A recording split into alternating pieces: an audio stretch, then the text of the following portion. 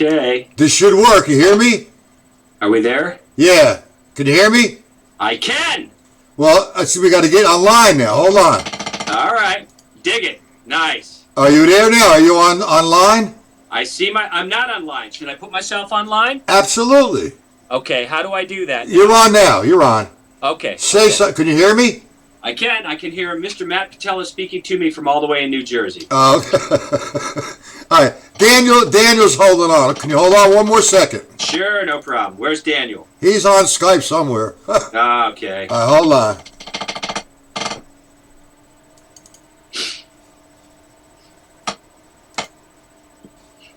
There he is, right?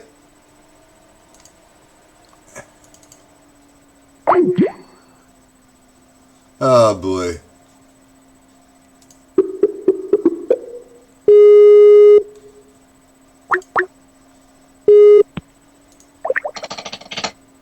I got booted off there for a moment. Okay. Daniel should be coming on. Okay. Where'd he go?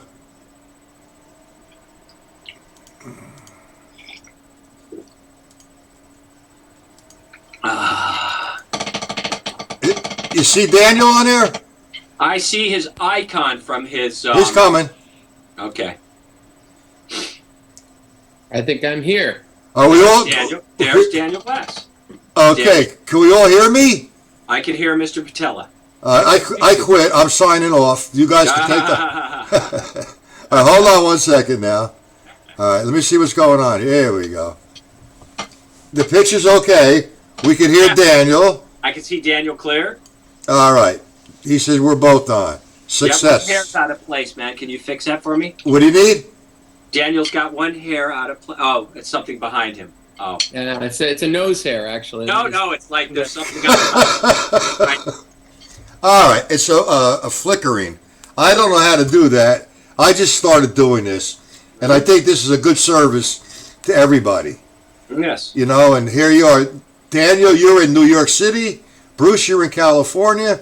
Los Angeles. And me, I'm in the nut house. So, how's everybody doing today? Well, geez, that's a loaded question because I've had like the most adventurous week of my life, but everything's good.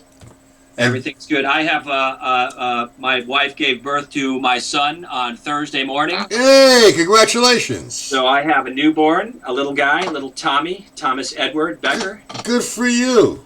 And yeah, had a little run with a couple of videos that some guy posted on their Facebook page, and they went crazy, which was kind of cool.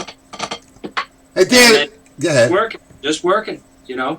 But actually with the kid, because it's our second, we're just trying to push forward. It feels like more relaxed than I remember with my daughter being born. My wife and I feel like, oh yeah, we just got to do this, and we have our infrastructure all worked out, and it's kind of a groovy feeling. Well, that's great. Congratulations. Thank you, sir. You have a busy day coming up too, Daniel. You have a radio interview tonight, right? I have a radio interview tonight. I did a clinic this week at the Collective, the Drummers Collective here in New York. And I'm getting ready for this Daniel Glass Jazz Intensive that's coming up. Also going to be hosted at the Collective for 4 days in early June. Okay. I did not give birth to anything this week. I can't make that claim, so wow. That's really, really nice. Anyway, Bruce, we're going to get you on that radio show if you don't mind. Sure, man. You know, it's a nice place. It's great networking.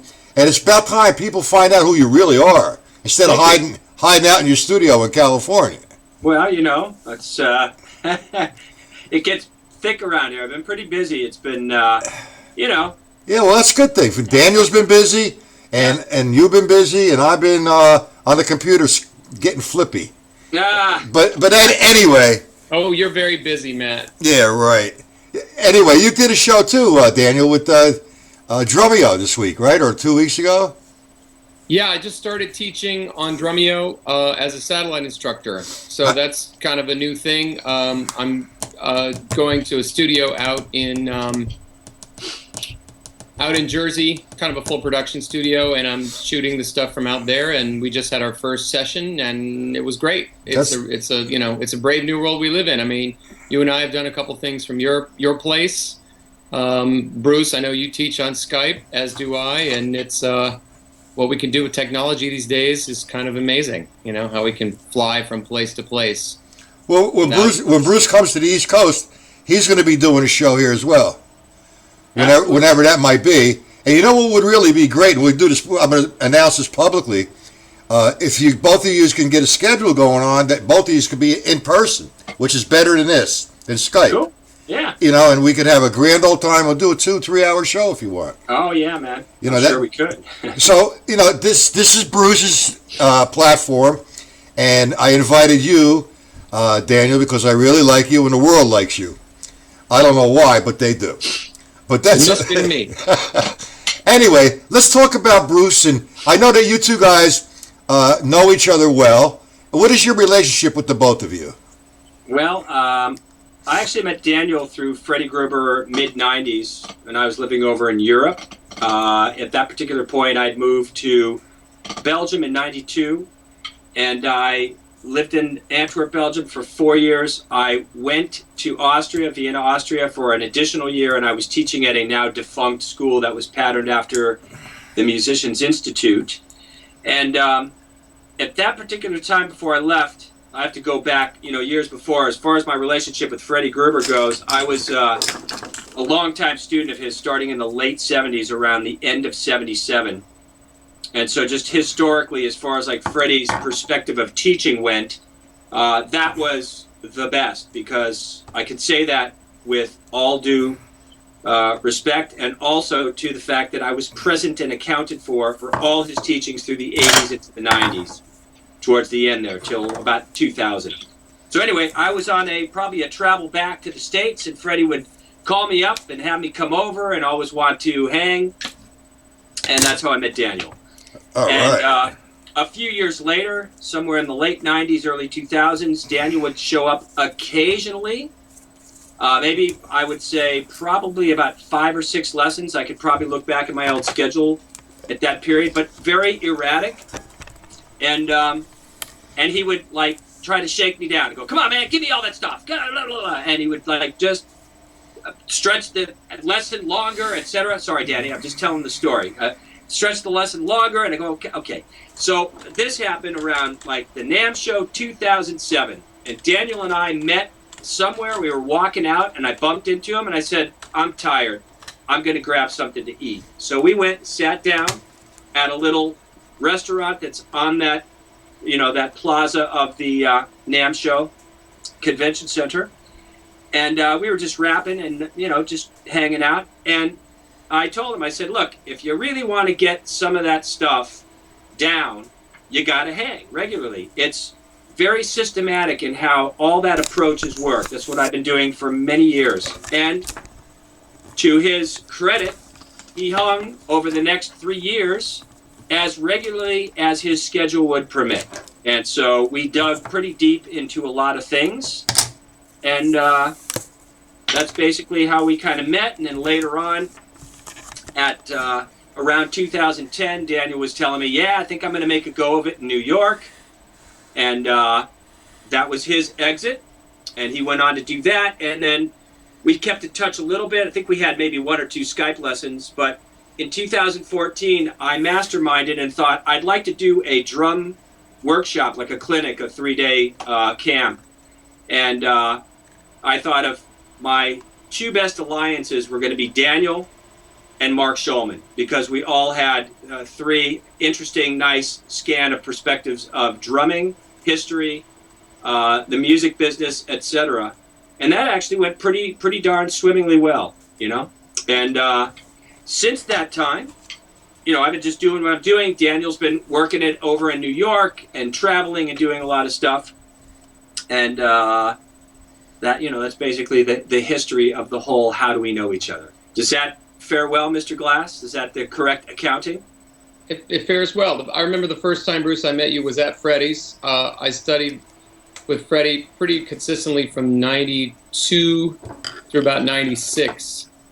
When things got pretty deep with RCR, and then I got on the road too much. And by the time I came back in the early 2000s, he wasn't really teaching anymore. Yeah. And that's when you and I started to work together. And it was great because, but the first time I met you was at Freddie's, and Freddie was like, "Oh yeah, here's my student Bruce. He's in from Europe. Bruce, show Danny what we're trying to work on." And Bruce would get up and run all this amazing stuff on the kit and everything, and it was cool. So, but then you were going back and forth to Europe. When did you move back to the States? 97. 97. Yeah, I left in 92 and I came back in 97, 98, 99 were the years when I was completely gone. Right. With Royal Crown Review. But anyway, yeah, man, it's been really cool. And Mark Schulman, our mutual friend, who most people know, is a great, rock drummer, lived in my neighborhood. So Bruce was in my neighborhood sometimes at Silver Lake, where I lived when I was in LA, and then we just kept hanging, staying in touch, and there's a real kind of community of guys that went through the experience with Freddie, that have Freddie in common. There's a bunch of other guys in LA as well that sort of all have this mutual understanding of what it was like to be in that environment, I guess you could say. Well, that's the Freddie Gruber environment. I will add one point to that in terms of that, my relationship with Freddie went far deeper. I probably was in a very small circle of people that was as close to Freddie as one could be. When I moved to Europe, he immediately said, "I'm coming out to hang with you," because I used to run and do a lot of stuff for him. He, like I'm playing for Daniel, and I was very unnerved by it, but he used to have me play for a lot of guys. Like I came over for a Dave Weckl lesson, a Steve Smith lesson, a Tristan Bowden lesson, a Steve Houghton lesson. I turned many guys on to Freddie in the 80s. I was there when Ian Wallace was hanging around, when a young, what's his name, Joey Warnaker, Lenny Warnaker's son, who Joey's now a great studio player, who played with Beck and Gavin DeGraw and many other artists. So I had a very deep, ensconced relationship with Freddie. And so I was very fortunate because as the cryptic nature, because a lot of people see videos of Freddie, and he was cryptic in a lot of ways. He was not so expressive. That's my role now. I'm very clear, and I know how to really break the stuff down because I've been doing it for so many years. And I would pinpoint him on specifics and go like, well, what is that? And I'd have to pull on him a lot, but he would calm down and get to a space. It'd have to be 3 or 4 in the morning, but I would be able to draw out some stuff. Now, mind you, a lot of the Freddie thing, while it is cryptic or a little bit of running through posture and gestures, etc., the most important factor that I can see looking back at all my studies with him was the consistency of playing and interacting with musicians and different styles and stuff like that. That's where you really got a deeper sense of what you were, kind of given through the process. And then at the same time, teaching has held my feet on the ground to be able to work with a myriad of different personalities, different anatomical anomalies that you work with, that guys have, different challenges. And so I would pinpoint Freddie, and I could kind of pull out some stuff. And so he opened up, some deeper values to me. But again, that goes back to studying with him for about 7.5 years. I just felt like, wow, this guy's got a lot of information. I got to hang. But my foil to Freddie was Jimmy Chapin, because I really wanted to get inside the molar. And so I did a lot of hanging with Jimmy as well. I got quite close and, palled up with Jimmy because he came to Europe quite often doing his workshops. And I'd find myself hanging with him at a clinic in Belgium, or running to Germany with him, or go up to the Netherlands because I was so close I could hang. And we became, fairly close enough where he was, very kind to give a nice, thoughtful quote on my webpage as to what I do. And I liked Jimmy quite well. He was just a spirited guy, and he brought forth, again, that good slice of the tradition that I'm not sure if younger drummers really get the essence of molar. If they do, that's great. If they don't, it's a very important tool to the whole perspective of what you do, and that's where Freddie really had a nice compilation of things that he was able to draw from and bridge the connectivity to all these approaches in a nice fashion. And again, if you were looking for a quick fix from the guy, you weren't going to get it. If you were looking for calisthenics, you'd get it, but it would be after you were building the machine, because it was all about the housing, all about the details. He would say to me, man, violinists do it, cellists do it, why don't drummers do it? About the touch and the control and all that little nuance and refined stuff. So just in terms of, I'll just lay out one thing, instead of, and my line to students, and when I've done many, many clinics and master classes throughout the planet, is it is counterintuitive for drummers to let go. And that's one of the key points in Freddie's teaching was let go of the stick. Let go. Okay, well, letting go, that's one thing. You could tell somebody, hey, hold the stick like this, let go. That's not really a very thoughtful approach in leading somebody to ascertain those qualities. Those qualities are really induced by bringing about a very focused step-by-step and bridging steps to build. So what I say to my students, you got a workbench over here, you got a workbench over here. Just do those tasks as I say. And as we build, we will assemble. That workbench will become united with this workbench and this workbench. And all of a sudden, you'll start to really feel a difference on how you're playing that instrument, and things will start to manifest. And time after time, I am blessed with a great amount of students who come back to me and say, like, dude, what are you doing? My tone has dramatically changed. Or, wow, I get around the set so much easier. Or I played a gig, and we did a 3-hour club gig, and I was not fatigued at all. I could hang, and I didn't feel like wasted after the gig whatsoever. So, but one key component, so I'll just bridge, a thought of the touch and the connectivity, is that if you just strike and you come down with force to the pad, that's not really being inclined to the mechanics of percussion. It's all about striking off the surface.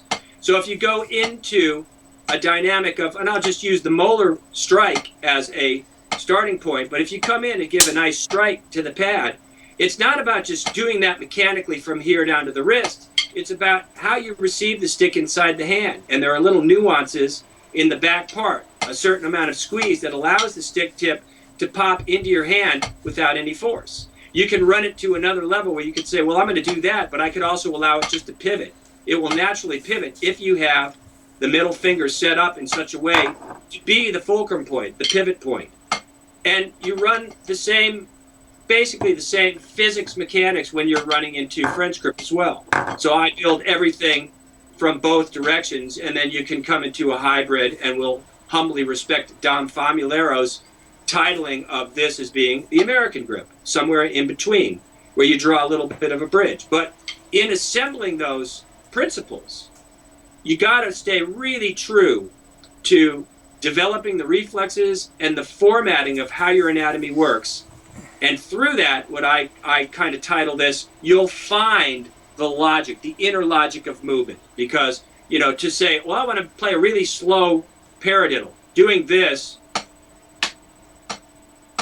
is really not really accessing the flow of doing the strike and lift. Because, truth be told, you're not going to play a paradiddle at that slower tempo. You can work on exercises that will induce the development of the wrist and the fingers, etc. But you also want to ascertain that lift and drop to what's going on, so you can use those in the, the essence of the fluidity of the movement. So if it's an 8-stroke roll or it's a single paradiddle, etc., that everything just works, and it works easily. And I'll go back and say just one quick thing that Freddie told me when I was a kid. He said, Bruce, when they ask you how you do that, tell them easily. And I honestly tell you that in my body experience, when I'm doing stuff like that, it feels easy. And one more addition to this, and then I'll kind of let everybody else jump in, is that when you're doing that slow movement and you're really getting into that, that's an essence of, the spirit of mindfulness in such a way where you can see and feel the space of what you're doing. And in so that when you bring it to faster tempos, the clarity of which you see the space between your notes becomes larger and more accessible feeling wise. Also in your, your mind's eye, but mostly we want to get it down to just matter of fact. Speak the language, don't think about it. And of course, as you're going through the process, it becomes challenging because you do want to do a lot of thinking. Hey, how's this going to work? How am I going to put this into my playing? How am I going to manifest this? And so that begins the whole process of where where you want to take it and how you want to build it. But I'll say this, with all my students that I've had through many, many years, and I've been teaching formally teaching since 1982. In fact, my first haunt was the old music stop, Mel Zelnick's music stop. Mel was a New York guy, moved out to the West Coast in the 60s, palled up with Terry Gibbs, and they had a store called the Music Stop. And Terry realized that music store business was not his game, so he got out, but Mel stayed. But Freddie Gruber was a teacher. That's where Freddie started. So ironically enough, we started on the same effing place and Sherman Way. I started, of course, in 82. Freddie was there, I think, around 66 or 67. We have to ask Don Lombardi to corroborate that because Don was a very early student with Freddie. So, but anyway, so teaching so many years with so many students, I've, on average, keep my students, they stay with me for 2 to 3 to 4 years because it's a program of building. And then they'll come back to me and go like, man, everything's working. I've had several guys give me some video testimonials regarding that and asking the old guys, how do you feel now? How do you look back at that whole experience? And everybody, I've had no lemons, in that, at least no lemons that have come forth in that regard. So very blessed, and I feel like, as you said, Matt, I've been kind of hiding in my studio. Yeah. At this point in my life, it's time to kind of say hello and add to the conversation. Absolutely. And a lot of people are asking about you. We recently, Daniel was here with Alan Herman, who you're going to be doing a show with.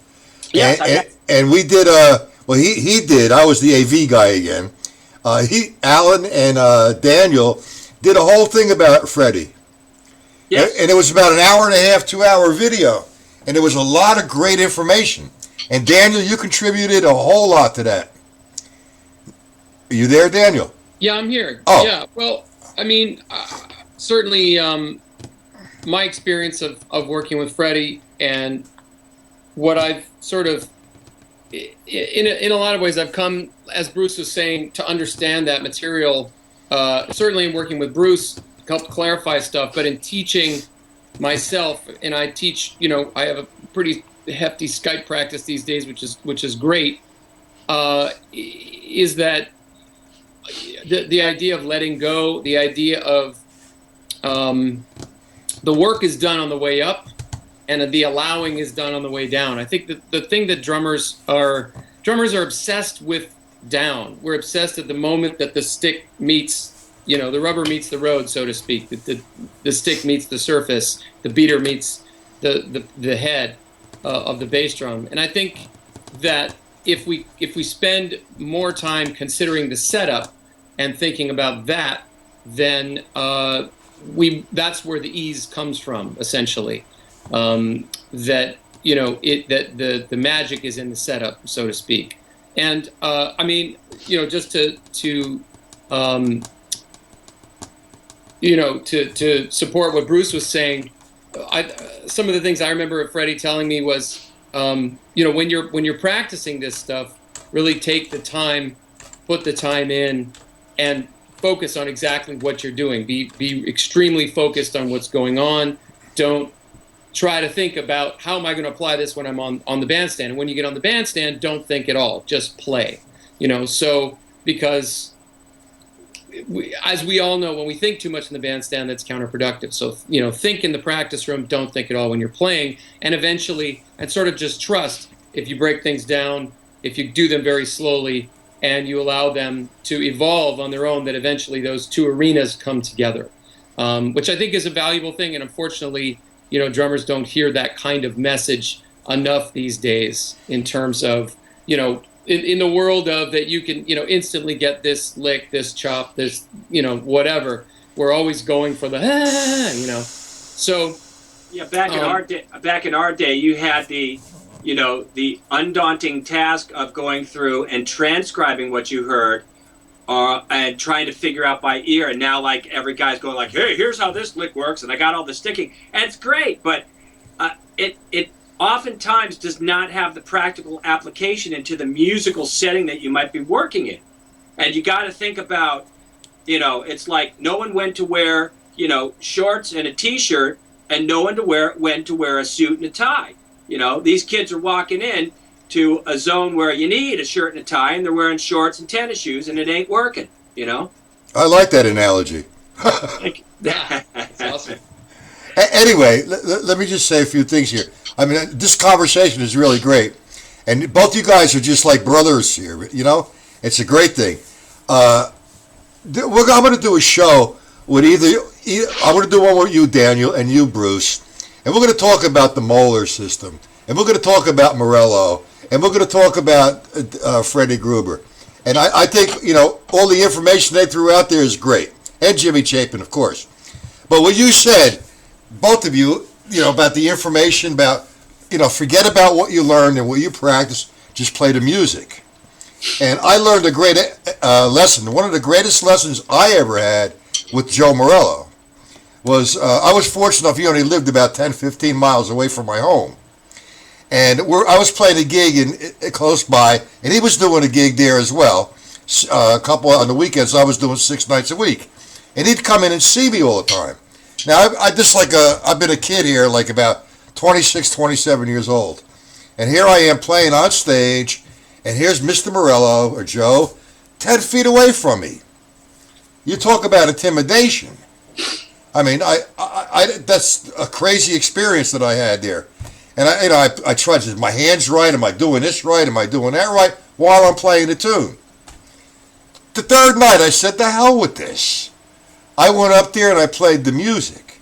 And as soon as I get off stage, Joe said, Patella, you finally learned your lesson. That was one of the greatest lessons I ever had. Talking about what you guys were talking, especially you, Daniel. And to have it reinforced by someone like Joe Morello really drives it home, Well, that's intimidation, man. I mean, when I was a little kid in high school, Take 5 was out. I said, wow, man, I want to go check this thing out. And here's the guy who I idolized, sitting 10 feet away from me, telling me I'm all right. Unreal. Yeah. But anyway, listen, I think that the information that you have, Daniel, and that you have, Bruce, should be put out there. And if I can in any way help do that, I'm going to.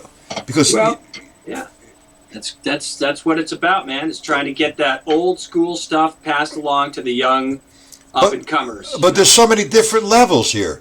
Like you said, well, your students, they want to wear, they should be wearing a suit and tie, and they wear jeans or whatever. Excuse me. That was Bruce's line. Yeah, I know. Okay, I'm stealing Bruce's line. Sorry, Bruce. but anyway, there's all different kinds of levels. Guys don't want to go down to basics. They don't want to build their foundation. They don't want to do that. They just want to go play a tune.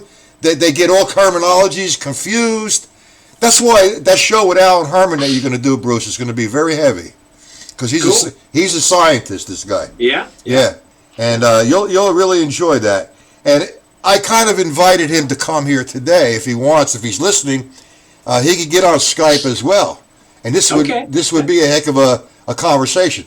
But anyway, I can't stay a whole lot, real long on this site. But here's what I'm going to do.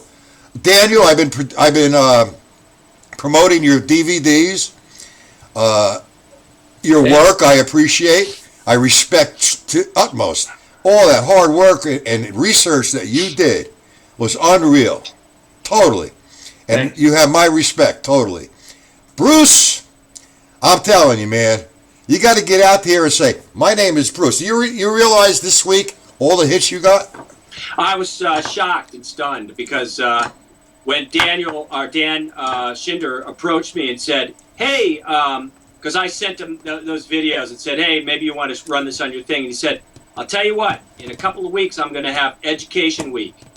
And he ran that one last Sunday, and it went nuts. It's up to like 185,000 views. What's more impressive was the shares, because it has close to 1,800 shares. And then he ran another one on Friday, and that went up to it's close to 90,000 views. I was, humbled. I went, wow, okay. Well, that information you're throwing out there, man, they don't know about it. Well, I'm humbled and grateful that people are listening. That's all I could say. Really, truly, it's just like, I know what my message is, and I know what my ability to navigate those waters for many guys. This guy just texted me. I have the Earth, Wind, and Fire drummer, Ralph Johnson, studying with me now for about the last 6 months. I have the drummer from Ozomatli, Jiro Yamaguchi, studying with me. I've had Daniel. I've had Mark Schulman, Glenn Sobel, Glenn, Mr. Rock and Roller with Alice Cooper. There you David go. Garibaldi studied with me in 2012. He took 3 lessons, Well, speaking of David Garibaldi, I tried to contact him this week. I did. Yeah. And I'd like to have him do a show, but it just seems he's very difficult to contact. He's a busy dude. Yeah, no, besides that, I mean, Well, I tried to get him on Drum Channel, and he's like, nobody wants to hear me ramble on Drum Channel.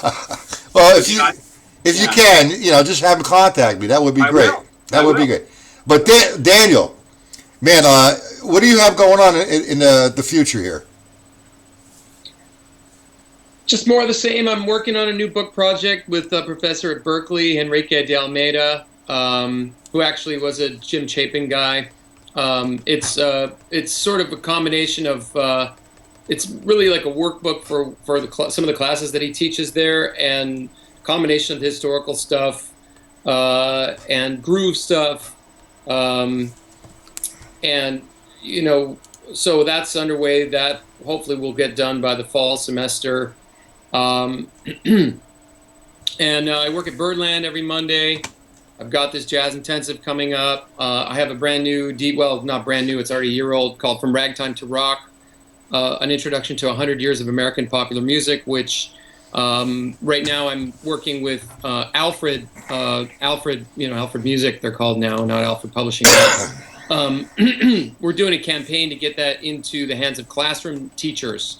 If you're familiar with my Century Project DVD, which looks at 100 years of the drum set, or of American music, sort of from the perspective of the drums, I sort of got a lot of great feedback from that. So what I realized was that a lot of the people giving me the feedback were not drummers, and they weren't even musicians. It was the girlfriend or the wife or the mother or the father of the kid that came to the clinic, or the person that came to the clinic. And I started thinking, well, why not take this concept and make something that was less drum-centric, something that would have a broader appeal, because I'd sort of come up with this idea of bookending 1865 to 1965, which seemed to work really well as far as understanding a big chunk of popular American music as it relates to American history and how all that stuff evolved. So that project it was finished a year ago, but it's sort of slowly been untracking and is starting to make some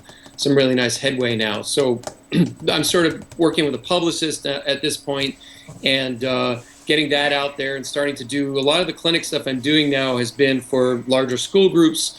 And I'm on the drums, but I'm doing PowerPoint, and I'm talking about the evolution of American popular music. So it's exciting because I'm able to reach kind of a broader audience. Still doing clinic things, and trying to put it all together at this educational 4-day thing here in New York in June, and teaching and gigging.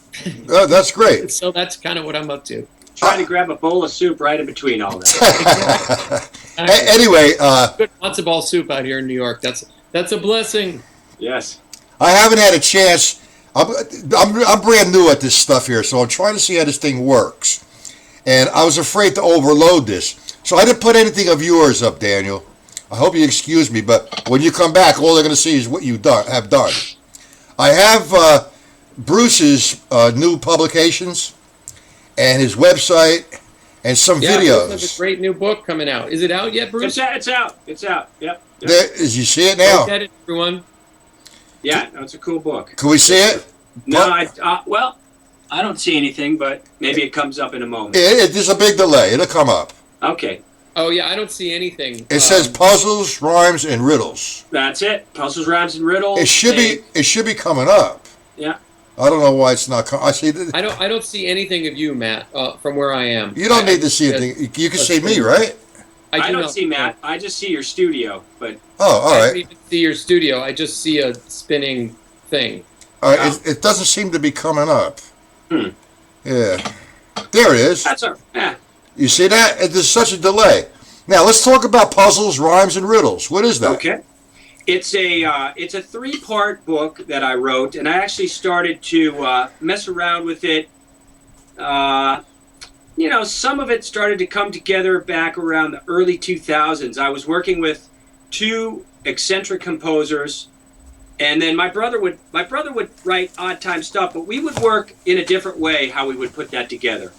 But I had to think about how those stress points would operate and what would be functionally appropriate and musical for the different musical settings. But the 2 composers I worked with, it was throw a chart in front of your face in the studio and make this happen. And so,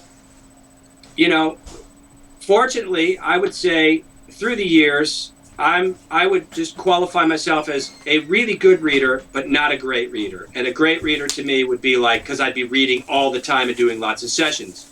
But I can get through charts, pretty good. But, you'd be looking at a tune that was like, it was in 10/8 for 8 bars, and then the guy like modulated it and put it into 3/4, and then it would go into 6/8 and blah, blah, blah. And by the graces of God and being able to read, I'd make it through. I didn't have anywhere near the extensive creativity that a guy like Vinnie Colaiuta would be able to add to it, but that wasn't necessary for these tunes. So it got me thinking on how would I want to see and process specific different things that would ingratiate me into the zone of odd time phrasing or odd time signatures. And so the first section is more 16th note based, and I build it based off of mostly using the paradiddle sticking or paradiddle and inverted paradiddle sticking.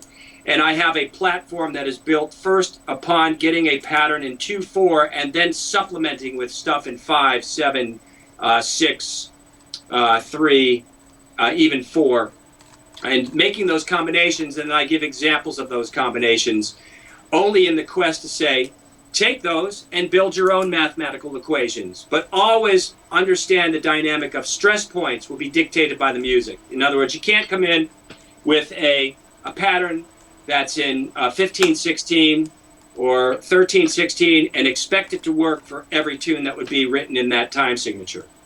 And okay, so that's first. The second section was to use some melodic moves and build those, again, under the guise of 4/4, because the same moves melodically and rhythmically will be superimposed in the 3/4 time signature and the 5/4 time signature. And then my statement within the context of that section would be, once you understand the dynamic of being able to play in 4, 3, in 5, you have the essence of the combinations that you're looking for. 4 and 3 would be 7, 4 and 5 would be 9, 4, 3, and 5 would be 12. I mean, on and on, however you want to arrange those particular patterns. But in that setting, it's not really so much about that as much as it is hanging in that time signature and playing these challenging melody moves that I have and being able to identify where you are in the bar. So it's developing your inner GPS system. And then the third section was just a wacky idea I had many years ago, and it was spawned off by a few different musical examples of things that I heard, and I went, oh, that would be cool. How, you start to think about something, and you go like, well, I can only go so far in my imagination of thinking and hearing it. And my statement to all my students in general anyway is that you want to run 2 paths. You want to run the intellectual and you want to run the intuitive. And guys who are intellectual need to broaden their intuitive base as to how they play. There's many players who pick up sticks and they just play a beat, and then they can only go so far. Then there's guys that are really calculated and technical and they study a lot, but they can't groove. So we want to cross that. So in this particular last section of the book, the riddle section, it was building just rhythm against rhythm. So being able to play groups of 3 against 5, groups of 7 against 5, groups of 3 against 7, and building it from different perspectives, whether it's hand against hand, or it's left hand against bass drum, or it's right hand against bass drum, and the backbeat being steady on the left hand. And it's very challenging material. But I've gotten a lot of accolades from various guys who have looked at the book. Actually 4 guys. One, Joe Bergamini, because Joe was asked to look through my book because I was having discussions with Rob Wallace about it. And the timing of what they were maybe thinking, oh, maybe we can wait on it, I didn't want to wait. And at this day and age, with the fact that there's now the internet, you are virtually being able to connect with everybody around the planet. I just, like my DVD, I said I'm going to self-publish. But I asked Joe for a quote, and he gave me a marvelous quote regarding the material of the book, as well as Glenn Sobel, who meticulously sat and looked through every nuance of the book and went, wow, nice. And then third and fourth, David Garibaldi and Mark Shulman. They both looked through it too. Garibaldi was great and took the time. I asked a few other guys who just didn't have the time to look through it, and I thought that's 4 broad-based fellows in the drum community, and getting their thumbs up and accolades regarding the book was awesome. So, it's a challenging book. That's all I can say. It's there's some color and nuance that I can add to it. I just didn't want to write, a 164-page book with a 2-hour DVD. And so if people are looking through that book, they can always hit me up with a Skype lesson. That's something I do a little bit, but I do a lot of Skype lessons. But my aim is always the foundation and the building of that stuff. I get to that stuff, but it's not like I wouldn't start there. That's, for an advanced guy, maybe, but it really depends. But so that's that. And then the DVD that I put out about 2013 was, again, a self-produced and self-put out, self-published DVD. And that's gotten great marks from guys like Steve Smith and, again, Garibaldi and I can't remember, a couple other guys. Rene Kramers. I don't know if anybody knows Rene, but he's a burning drummer in the Netherlands. Has a drum duo called Drumbassadors. And Rene and I became friends when I lived over in Europe, and I've done some master classes at the 2 conservatories that he teaches at in the Netherlands. One's a jazz conservatory. The other one was actually one of the first rock academies in the Netherlands, where you could actually go and focus on your rock and pop playing, which is, not something that we have. It's starting to grow. MI's got that vibe a little bit. I don't know how the collective is, but so the DVD and the book are both available straight through me. If you go to my website, you can hit me up with an email. If you want a downloadable version of the DVD, you can always go to the Drum Channel website. There is that purple platform process of downloading the DVD on their store site for Drum Channel. I have your site up now. Yep. And they could take, if they like, they could just get the address and check it out. But I'm also on the video links. There's one live at the Jazz Bakery. Yeah. Ups and downs of the paradiddles. Oh, yeah, there's a couple of things that I did for Drum Channel, and my brother posted years ago, that's an old when the bakery was still around, a performance of us playing, and he cut down and put a drum solo up for me, etc. Would you want me to? I'd like to play one. Your choice. Oh, well, the ups and downs of paradiddles, that's a long video, man. That's like 48 minutes of me hanging with Don Lombardi and, all right. And talking. You can post a link to it, but that's when they go to your site, they'll see this. Yeah, absolutely. But if you like, I would do one. Daniel Glass, how about the drum solo link? Yeah, that's fine. All right, it's going to take a couple seconds because there's the delay. Okay. So I'm going to hit it. I had hair back then, mind you. That was, as I say, many hairs ago. 205.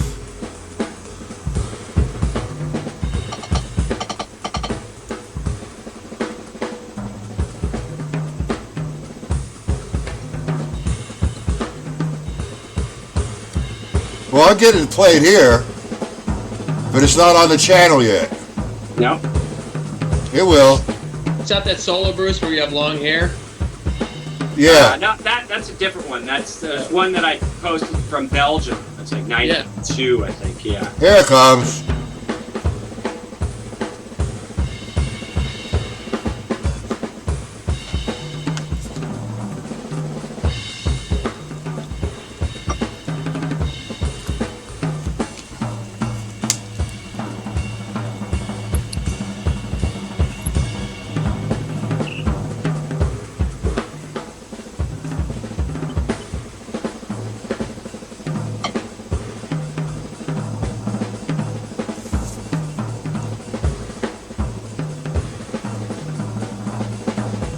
beautiful solo. It sounds like John Cage. It's a heck of a polka. Yeah. Come on, you're supposed to laugh. I did. What do you say? A heck of a vocal? Polka. Polka.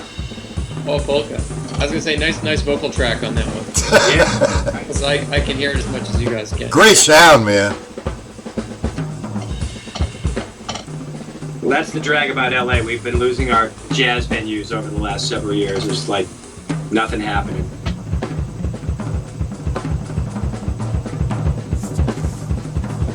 Is Catalina still around? Yeah. It has none of the vibe though that the old Catalina Bar and Grill had. Sure. That was such a much better vibe and hang. You know. What about that place, the Blue Whale? I've been hearing a lot about that. I've never been down there. You know, it's hard for me to get out, man. I'm so busy doing stuff here. I have always intentions of going and checking out stuff, and I have a younger student that's in his 30s that's going out and doing all that kind of stuff and checking stuff out. And he told me about some hang that's kind of in Silver Lake with some younger guys that are doing stuff, and you know, but I don't know. It's just the days of chasing and running are, you know, kind of behind. Dana, if I knew how to get something of yours on right now, I would do that. But next time, man. Yeah, that's okay. There's plenty of stuff. There's stuff that, you know, there's some stuff that I posted personally. They're more rock-oriented things that I did some productions of, and I just thought, hey, man, I want to get that up and put that up there. So it was just no video really on YouTube. It's just more like a straight drum shot and a collection of who played on it a little bit. Stuff that I did with... Mark Shulman was engineering, and I produced, and I think there's something where I'm doing a vocal track on because I've been a long-time vocalist as well. Well, I'll tell you, this is the second time I'm doing this, and I'm really trying my heart out to make it really nice. Well, so far, I mean, it's working. That's good, but, I'm not talking like a chipmunk now, right? No, that was interesting. I have no idea what that was. It was incredible. At first, I wasn't sure if it was just some kind of feedback or something going on. Then I kind of deduced, oh yeah, he's communicating with me. But all it was like he's been inhaling helium again, Matt. I don't know how many times I've told you. Lay off of that stuff. I tell you, I can't get used to this delay. It drives me nuts. When you guys are teaching on Skype, you know how that is.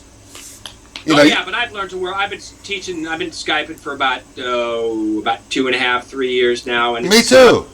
Yeah. But I tell you, when I'm doing a live lesson, I have 3 screens. One is real time, and the other 2 are different.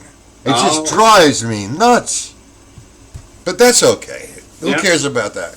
Anyway, what I want to do, if it's okay with you gentlemen, I know that I'm going to set a date again for you, Bruce, if you like, and we'll talk about the Moeller, the Freddie Gruber, Joe Morello, the Stone, and Mr. Daniel. You're in trouble with me.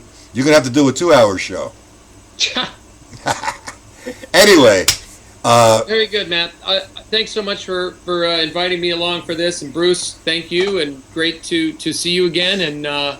Congratulations on everything, man. You're hitting it on all cylinders. It's great to see. It's absolutely.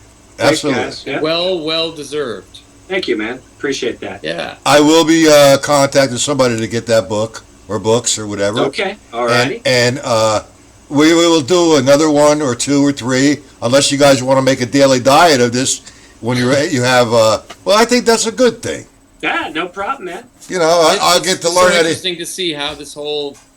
Turn yourself into a YouTube broadcaster. Yeah, but I'm a musician, man. More people doing it, and it's very interesting. Yeah, well, I mean, I could sit here and ramble on about the drum pad and the snare drum. If I get hooked up with the other system, we'll be in business with a drum set. Yeah.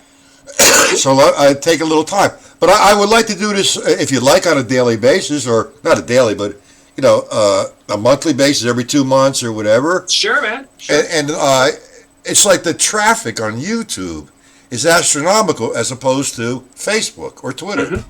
Yeah. And I mean, I have my own site, but I do a live free lesson on Tuesdays, 2 of them. And it's been helping me network and helping me with this. And, it's just a great thing. Yeah. And I'm meeting some great people. that I didn't know existed, and become friends with them, and it's really a nice thing for me, and I guess for everybody else. I'm not trying to be self-centered, but I mean it's just a nice thing, man. Yeah, absolutely. Yep. It's great, and you're using the tools at your disposal, and that's what it's all about. I mean, that's where we're all at as independent business people in the world today. Is like we gotta take advantage of what's available, and it's a brave new world. All right, well, I have a thing going on Tuesday where we're talking polyrhythms as like harmonic, the Eastern concept and the Western concept. It gets so confusing, and I get into a lot of trouble with this because I say one thing and somebody says another thing, and about the clave police, all that good stuff, and that's one of the biggest problems I find, and I don't know if you find it as well, Daniel and Bruce, when you're teaching or explaining, you get a lot of negative feedback because they don't agree with you.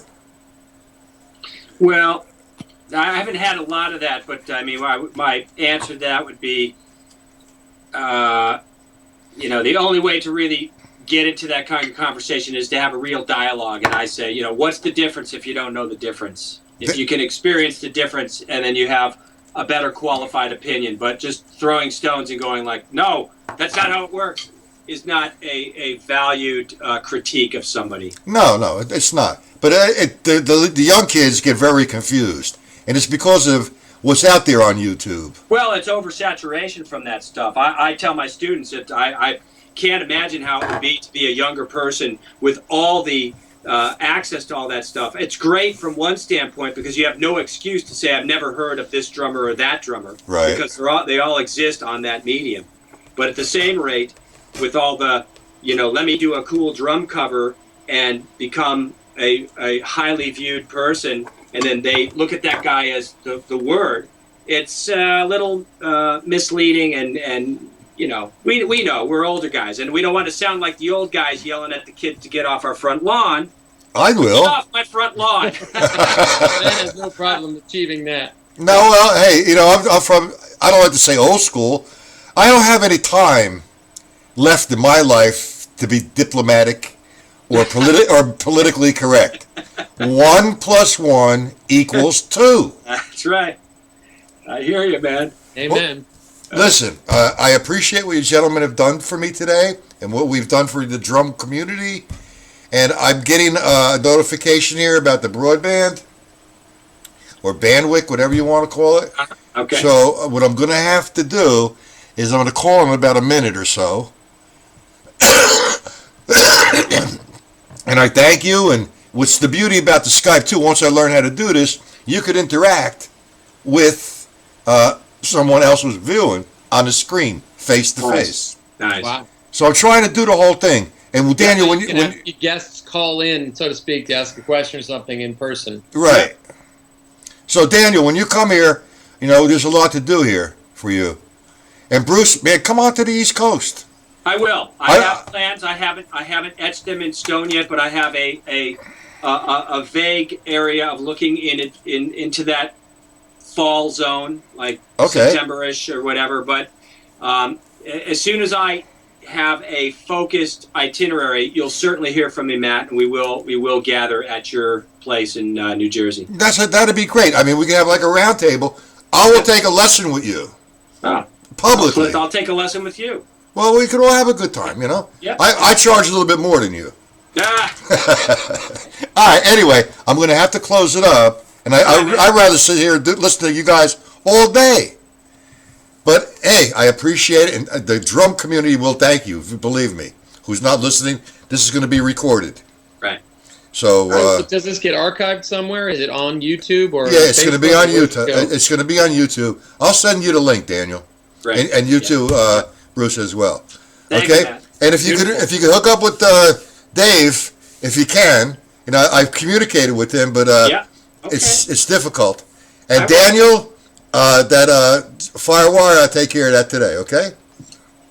Thank you. Yeah. Not beautiful. A problem. Thanks a lot, gentlemen, it was a pleasure, and I didn't mean to talk so much. Yeah. It's all good. I know.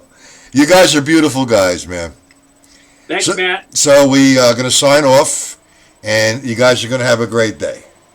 Thanks. All right, Dan. And See we'll you, do Dan. this again soon. Okay? Good Cheers, night. man. All right, bye-bye, guys. Bye-bye.